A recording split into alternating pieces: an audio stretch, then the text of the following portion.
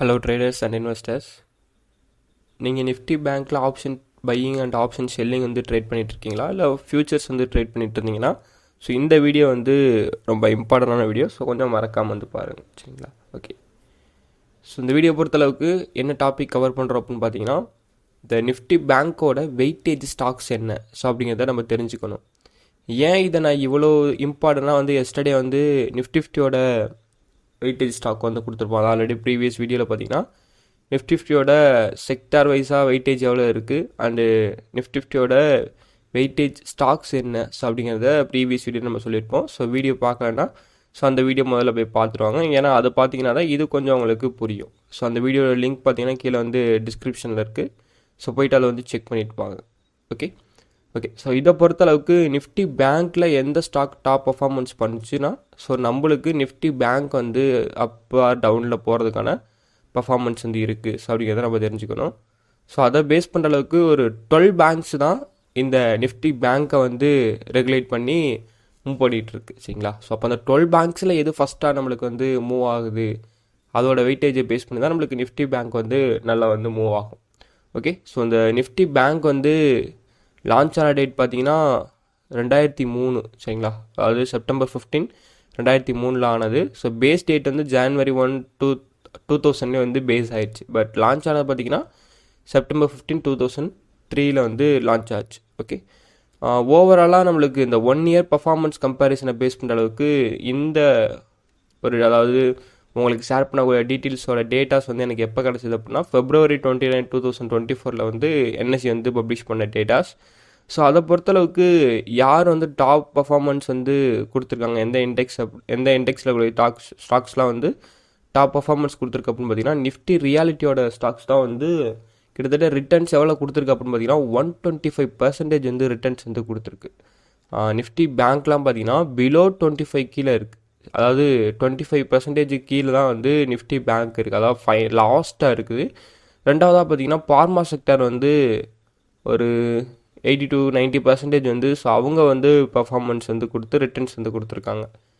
So again பார்த்தீங்கன்னா அதுக்கப்புறம் energy sector, அப்புறம் ஆட்டோ செக்டார், அனதர் ஒன் பார்த்தீங்கன்னா mid cafe, so small cafe, அதுக்கப்புறம் ஆயில் அண்ட் கேஸ். ஸோ இந்த செக்டார் வைஸாக தான் நம்மளுக்கு நல்ல பர்ஃபார்மன்ஸ், நல்ல ரிட்டர்ன்ஸ் வந்து கொடுத்துருக்காங்க, சரிங்களா? ஸோ ஃபினான்ஷியல் செக்டரை பொறுத்தளவுக்குலாம் நம்மளுக்கு ரிட்டர்ன்ஸ் கொஞ்சம் கம்மியாக இருக்குது. ஹெல்த் கேரை பொறுத்தளவுக்கு நல்லா பயங்கரமான ரிட்டர்ன்ஸ் வந்து ஸோ கொடுத்துருக்காங்க. 1 இயரை பேஸ் பண்ணுற அளவுக்கு அந்த February 29 வரையும் ஸோ கிடச்சிருக்கக்கூடிய ரிப்போர்ட் நம்மளுக்கு வந்து இதுதான், சரிங்களா? ஸோ இப்போ நம்மளோட டாப்பிக்கில் போயிடுவோம். எப்படி இந்த 12 பேங்க்ஸை வந்து செலக்ட் பண்ணுறாங்க அப்படிங்கிறதுக்கு ஒரு 4 இம்பார்ட்டன்ட் பாயிண்ட்ஸ் வந்து இருக்குது. நம்ம ஆல்ரெடி ப்ரீவியஸாகவே சொல்லிகிட்டு இருந்தோம்ல, அதாவது நிஃப்டி வாட்ச் பண்ணுறப்பே உங்களுக்கு சொல்லியிருந்தோம். அதுக்குன்னு சில எலிஜிபிலிட்டி க்ரிட்டேரியாலாம் இருக்குது. அதுக்கு என்னென்னா, ஃபஸ்ட்டு வந்து லிக்யூரிட்டி வந்து இருக்கணும், சரிங்களா? ஸோ லிக்யூரிட்டி, அதுக்கப்புறம் ட்ரேடு ஃப்ரீக்வன்சி வந்து நம்மளுக்கு ஸ்டேபிளாக வந்து வந்துக்கிட்டே இருக்கணும். ஆமாம், ட்ரேடு ஃப்ரீக்வன்சி நம்மளுக்கு ஸ்டேபிளாக வந்துட்டு இருக்கணும். அதுக்கப்புறம் பார்த்திங்கன்னா ஃப்ரீ மார்க்கெட் கேபிட்டலைசேஷன், ஸோ இது வந்து நம்மளுக்கு கண்டிப்பாக இருந்தே ஆகணும். ஸோ அப்போ தான் நம்மளால் ட்ரேட் வந்து பண்ண முடியும், சரிங்களா? அதாவது ட்ரேட் மீன்ஸ் ஸ்டாக்ஸ் வந்து நிஃப்டி பேங்க்கில் வந்து இன்க்ளூட் பண்ணி ஸோ அதோட வெயிட்டேஜ் வந்து கம்பேரிஷன் பண்ணி நம்மளுக்கு என்ன வெயிட்டேஜோ அதை வந்து ஃபிக்ஸ் பண்ண முடியும். இந்த ட்ரேடிங் ஃப்ரீக்வன்சி வந்து கிட்டத்தட்ட 90% வந்து லாஸ்ட் 6 மந்த்தில் வந்து ட்ரேடிங் ஃப்ரீக்வன்சி வந்து வந்திருக்கணும். ஸோ அப்போனா மட்டும்தான் அவங்க வந்து அந்த ஸ்டாக்கோட வெயிட்டேஜ் வந்து இன்க்ரீஸ் பண்ணுறதுக்கான பாசிபிலிட்டிஸ் இருக்கும், சரிங்களா? ஸோ இது வந்து ஒன் ஆஃப் த ஒரு பார்ட். ஓவராலாக பார்த்தீங்கன்னா ஒரு 33% வெயிட்டேஜ் வந்து ஒரு டாப் 3 ஸ்டாக்ஸ் வந்து குமுலேட்டிவ் பண்ணி மெயின்டைன் பண்ணுவாங்க. ஸோ அந்த ஸ்டாக்ஸ் எல்லாம் என்னென்ன அப்படிங்கிறத ஜஸ்ட் நம்மளோட வியூவில் வந்து பார்த்துருவோம். ஃபஸ்ட்டு ஸ்டாக் நம்ம ஆல்ரெடி நிஃப்டியில் சொன்ன மாதிரி தான் HDFC பேங்க் தான் டாப் பர்ஃபார்மன்ஸ், டாப் வெயிட்டேஜ் இன் HDFC பேங்க், சரிங்களா? ஸோ HDFC பேங்க்கில் நல்ல ஒரு வெயிட்டேஜான ஸ்டாக்குன்னு பார்த்தீங்கன்னா HDFC பேங்க். அப்போ நீங்கள் ஒரு ஆப்ஷன் இன்ட்ராடே பையராக இருந்தாலும் சரி, இன்ட்ராடே செல்லராக இருந்தாலும் சரி, நீங்கள் ஃபஸ்ட்டு போயிட்டு இந்த HDFC பேங்க்கோட மூமெண்டம் என்ன கொடுத்துட்ருக்கு அப்படிங்கிறத டே பை டே நீங்கள் செக் பண்ணிங்கன்னா உங்களால் நிஃப்டி பேங்க்கை வந்து ப்ரெடிக்ட் பண்ண முடியும். அதில் HDFC பேங்க்கை பொறுத்தளவுக்கு அதோட வெயிட்டேஜ் என்னென்னு பார்த்தீங்கன்னா 25.27%, ஸோ கிட்டத்தட்ட நிஃப்டி பேங்க்கோட 25% வந்து வெயிட்டேஜ் வந்து இதுதான் வந்து வச்சுருக்கு. ஸோ ஃபஸ்ட்டு பேங்க் வந்து ஹெச்டிஎஃப்சி பேங்க். ரெண்டாவது பேங்க்குன்னு பார்த்தீங்கன்னா ஐசிஐசிஐ பேங்க். ஸோ இவங்க வந்து பார்த்தீங்கன்னா 24.95% வந்து நிஃப்டி பேங்க்கோட வெயிட்டேஜ். அதுக்கப்புறம் ஸ்டேட் பேங்க் ஆஃப் இந்தியா, ஸோ எஸ்பிஐ அப்படிமோ, அப்புறம் அவங்கள பார்த்தீங்கன்னா 12.4% வந்து ஸோ அவங்களோட வெயிட்டேஜ் வந்து இருக்குது. ஆக்சிஸ் பேங்க்கோட வெயிட்டேஜ் ஸோ 10.9% வந்து ஆக்சிஸ் பேங்க்கோட வெயிட்டேஜ். ஸோ இந்த ஒரு 4 பேங்க்கோட வெயிட்டேஜையும் மூவ் பண்ணி தான் இந்த நிஃப்டி பேங்க் வந்து ஒரு பெர்ஃபார்மன்ஸ் வந்து கொடுக்கும். ஸோ இதை பேஸ் பண்ணுற அளவுக்கு நம்மளுக்கு, அதாவது பேங்கிங் செக்டரை பொறுத்தளவுக்கு இந்த ஆர்பிஐ கொடுக்கக்கூடிய சம் ரூல்ஸ் அண்ட் ரெகுலேஷன்லாம் டேட்டாஸ் எல்லாம் நம்மளுக்கு வந்து பப்ளிஷ் ஆகும். சம் கண்டிஷன்ஸ்லாம் வந்து ஆர்பிஐ வந்து அடிக்கடி போடுவாங்க. இந்த மாதிரி ஃபண்டமெண்டலான நியூஸ்லாம் வாட்ச் பண்ணி ஸோ அந்த கண்டிஷன்ஸை பொறுத்தளவுக்கு பேங்க்குக்கு அது பெனிஃபிட்டா இல்லை லாஸா அப்படின்னு யோசிச்சிங்கன்னா கண்டிப்பாக உங்களால் மந்த்லி ஒன்ஸாவது நம்மளுக்கு பேங்கிங் செக்டரை பொறுத்தளவுக்கு ஒரு நல்ல ஒரு நியூஸும் கிடைக்கலாம், கெட்ட நியூஸும் கிடைக்கலாம். இதை பேஸ் பண்ணி அந்த பேங்க் நிஃப்டி இண்டெக்ஸ் நல்ல ஒரு குட் மூவ்மெண்ட் கொடுக்கறதுக்கான பாசிபிலிட்டிஸ் இருக்கும், இல்லைனா பேட் மூவ்மெண்ட் கொடுக்கறதுக்கான பாசிபிலிட்டிஸ் இருக்கும். அது எதை பேஸ் பண்ணால் அந்த ஃபண்டமெண்டலை பேஸ் பண்ணி. ஸோ நெக்ஸ்ட்டு பார்த்தீங்கன்னா இந்த பர்டிகுலர் ஸ்டாக்ஸோட சப்போர்ட் அண்ட் ரெசிஸ்டன்ஸ், அதாவது ப்ரைஸ் ஆக்ஷன் மெத்தடை பேஸ் பண்ணி என்ன நடக்குது அப்படிங்கிறத டே பை டே நீங்கள் வாட்ச் பண்ணிங்கன்னா நிஃப்டி பேங்க்கோட ஃபியூச்சரை வந்து நம்மளால் ஈஸியாக வந்து அண்டர்ஸ்டாண்ட் பண்ணி ஸோ அதில் வந்து நம்மளோட இன்வெஸ்ட்மெண்ட் வந்து கொட்டலாம்.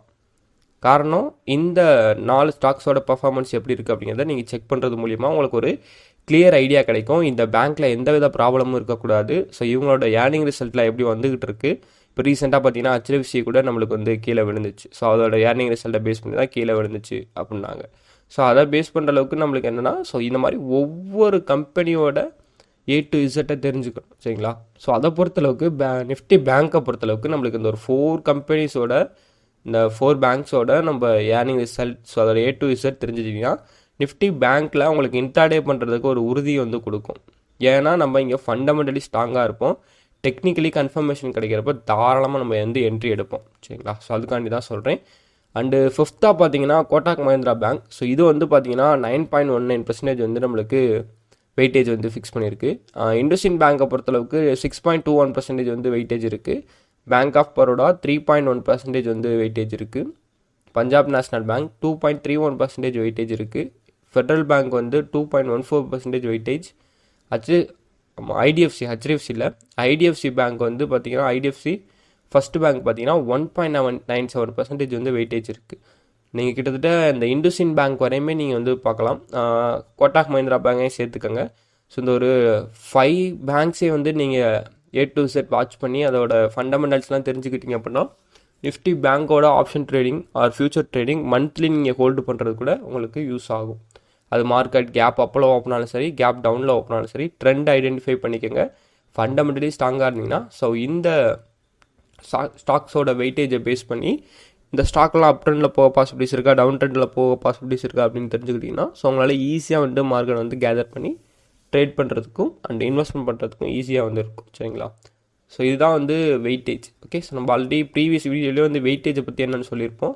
அதனால தான் உங்களுக்கு இந்த வீடியோவில் வந்து வெயிட்டேஜ் வந்து சொல்ல. ஸோ நீங்கள் அந்த நிஃப்டியோட செக்டார் வைஸ் வெயிட்டேஜ் அண்டு ஸ்டாக்கோட வெயிட்டேஜ் அதில் என்னென்னு போய் பார்த்தீங்கன்னா வெயிட்டேஜுக்கான ஒரு கிளியர் இன்ஃபர்மேஷன் வந்து உங்களுக்கு வந்து அங்கே வந்து கிடச்சிருக்கும். ஸோ இதுக்கான பிடிஎஃப் ஃபைல் வந்து நம்மளோட டெலகிராம் சேனலில் வந்து ஷேர் பண்ணியிருக்கேன். ஸோ ஜஸ்ட் அங்கே போயிட்டு நம்மளோட இந்த பிடிஎஃப் ஃபைலோட ஃபுல் இன்ஃபர்மேஷன் அங்கே இருக்கும்.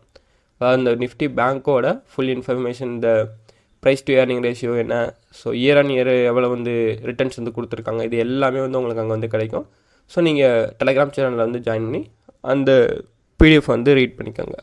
Okay, so this video full and fully education purpose only. I am not a SEBI registered advisor. Okay, video பிடிச்சிருந்துச்சுன்னா மறக்காம லைக் பண்ணுங்கள். உங்களோட ஃப்ரெண்ட்ஸ் சர்க்கிள் யாராவது ஆப்ஷன் பையர் ஆப்ஷன் செல்லிங் பக்கம் வந்து தோல்வி வந்து சந்திச்சிருந்தாங்கன்னா ஸோ எப்படி நடக்குதுன்னே தெரியாமல் இருப்பாங்க. ஸோ அதனால் இந்த வீடியோ வந்து அவங்களுக்கு வந்து ஷேர் பண்ண வேண்டிங்கன்னா அவங்க வந்து ஓரளவு ட்ரேடிங்கில் வந்து நல்லா வந்து பில்ட் ஆக சான்சஸ் வந்து இருக்குது. ஸோ ஓகே, மறக்காமல் நம்மளோட சேனல் வந்து சப்ஸ்கிரைப் பண்ணிக்கோங்க. தேங்க்ஸ் ஃபார் வாட்சிங். தேங்க்யூ.